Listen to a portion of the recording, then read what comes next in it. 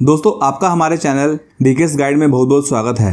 तो आज की इस वीडियो में हम डिस्कस करेंगे एलआईसी के इंडेक्स प्लस प्लान 873 के बारे में। अभी बहुत से लोग एलआईसी के इस प्लान को सिलेक्ट करते समय कंफ्यूज हो जाते हैं कि इसमें कौन से फंड को चूज़ करें, फ्लेक्सी ग्रोथ फंड या फिर फ्लेक्सी स्मार्ट ग्रोथ। तो इस वीडियो में आपकी कन्फ्यूजन को दूर करूँगा। दोस्तों एलआईसी का इंडेक्स प्लस प्लान यूएलआईपी प्लान है, यानी कि यूनिट लिंक्ड इंश्योरेंस प्लान, जिसमें आपको इंश्योरेंस कवर का भी बेनिफिट मिलता है और मार्केट से जुड़े फंड्स में आपको निवेश करने का मौका भी मिलता है। तो एक साथ दो बेनिफिट्स इस प्लान में देखने को मिलते हैं। दोस्तों इस प्लान में दो फंड्स आपको मिल जाएंगे। पहला है फ्लेक्सी ग्रोथ फंड और दूसरा है फ्लेक्सी स्मार्ट ग्रोथ। जो फ्लेक्सी ग्रोथ फंड है वो अपना पैसा निफ्टी 100 इंडेक्स में लगाते हैं, यानी कि निफ्टी की जो टॉप 100 कंपनीज है उसमें आपका पैसा लगेगा।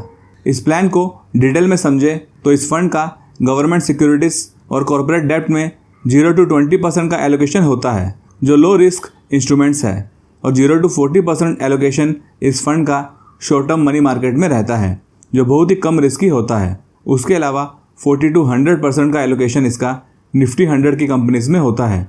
इसका मतलब है ज़्यादा पैसा आपका स्टॉक मार्केट में लगेगा, यानी कि इस प्लान में रिस्क थोड़ा सा ज़्यादा होगा, क्योंकि मार्केट अगर ऊपर जाएगा या फिर मार्केट में ज़्यादा करेक्शन होगी, उसका सीधा असर इस फंड की वैल्यू पर होगा, इसके एनएवी पर होगा।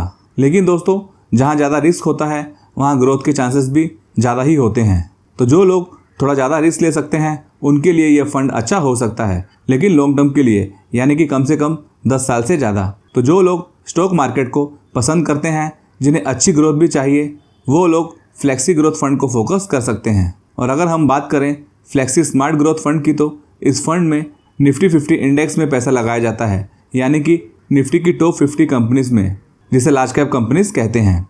इस फंड में भी दोस्तों 40 से 60% का एलोकेशन इक्विटी में लगाया जाता है और 0 to 20% गवर्नमेंट सिक्योरिटीज़ कॉर्पोरेट डेब्ट में और 0 to 40% short term money market में लगाया जाता है। तो इस दोनों फंड का एलोकेशन लगभग सेम ही इंस्ट्रूमेंट्स में देखने को मिलता है। दोस्तों अगर हम निफ्टी 50 और निफ्टी 100 इंडेक्स का कंपैरिजन करें तो लास्ट 5 सालों में निफ्टी 50 इंडेक्स ने 113% की ग्रोथ दिखाई है और निफ्टी 100 इंडेक्स में हमें 116% की ग्रोथ देखने को मिली है। तो 5 साल में दोनों इंडेक्स ने लगभग सेम ही ग्रोथ दिखाई है, बस थोड़ा सा निफ्टी 100 इंडेक्स ने अच्छा परफॉर्म किया है। और 10 साल के टाइम पीरियड में निफ्टी 50 इंडेक्स ने 203% प्रोवाइड किए हैं और निफ्टी 100 इंडेक्स ने 223% प्रोवाइड करके दिए हैं, जो थोड़ा सा निफ्टी 100 की कंपनीज ने अच्छा किया है।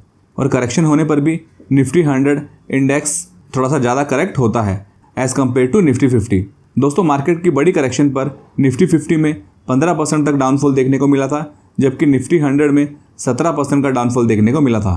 तो फ्लेक्सी ग्रोथ में हमें थोड़ी ज़्यादा रिस्क के साथ में बेटर परफॉर्मेंस देखने को मिल सकती है as compare to Nifty 50 index. अगर आप थोड़ी ज़्यादा रिस्क ले सकते हो तो आपके लिए फ्लेक्सी ग्रोथ फंड अच्छा है। अगर आप थोड़ी कम रिस्क लेना चाहते हैं तो फिर फ्लेक्सी स्मार्ट ग्रोथ आपके लिए अच्छा हो सकता है।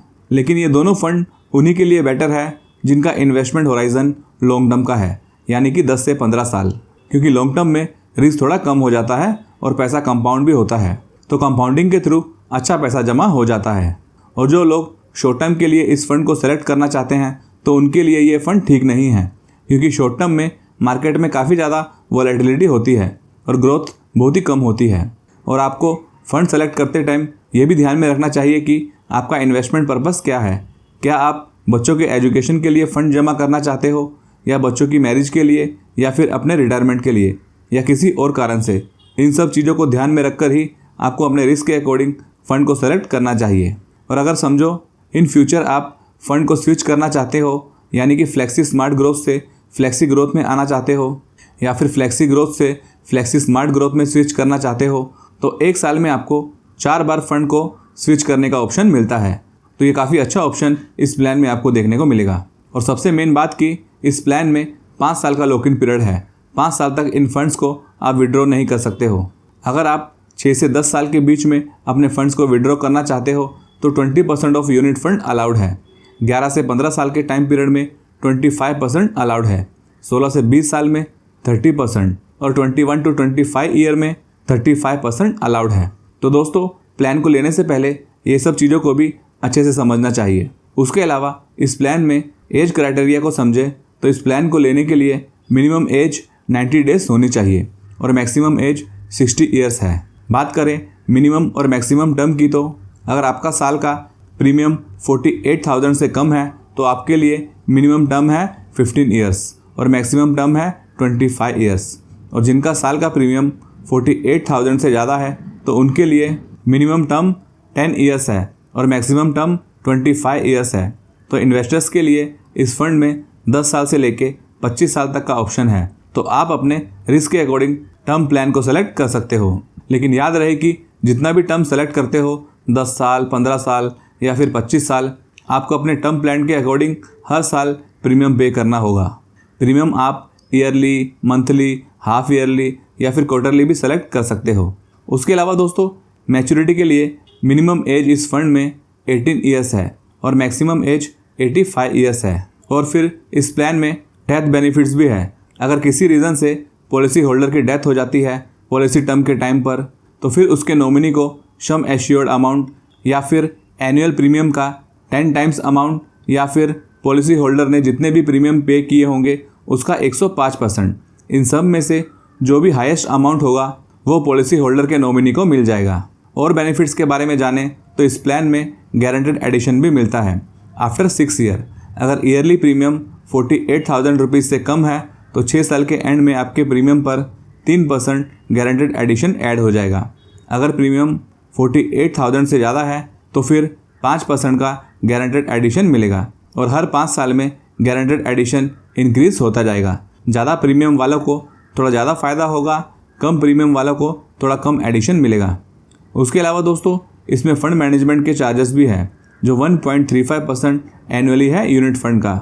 अभी जो भी फ़ंड आप सेलेक्ट करते हो उसका प्रीमियम आपको टाइम टू टाइम पे करना होगा और पेमेंट में आपको 30 डेज़ का ग्रेस पीरियड मिलता है for yearly, half yearly and quarterly. और मंथली प्रीमियम पर आपको 15 डेज़ का ग्रेस पीरियड मिलता है। अगर समझो कि ग्रेस पीरियड में आप पेमेंट नहीं कर पाते हो या फिर पेमेंट करना भूल जाते हो तो फिर आपकी पॉलिसी डिसकंटिन्यू हो सकती है। तो प्रीमियम टाइम टू टाइम पे करना काफ़ी इम्पोर्टेंट होता है। अभी दोस्तों, LIC का ये इंडेक्स प्लस प्लान उनके लिए अच्छा है जो इंश्योरेंस का बेनिफिट पाना चाहता है, लेकिन उनके लिए अच्छा नहीं है जिन्हें लॉन्ग टर्म में बढ़िया ग्रोथ चाहिए या अच्छी वेल्थ क्रिएट करनी हो, क्योंकि इस प्लान में हमारा पैसा सिर्फ लार्ज कैप कंपनीज में ही लगता है, वो भी निफ्टी 50 और निफ्टी 100 इंडेक्स में। तो इसमें हमें 8-10% से ज़्यादा रिटर्न एक्सपेक्ट नहीं करना चाहिए। दोस्तों, रिटर्न्स कभी भी गारंटेड नहीं होते हैं, यह बस मैंने एग्जाम्पल के तौर पर बताया है।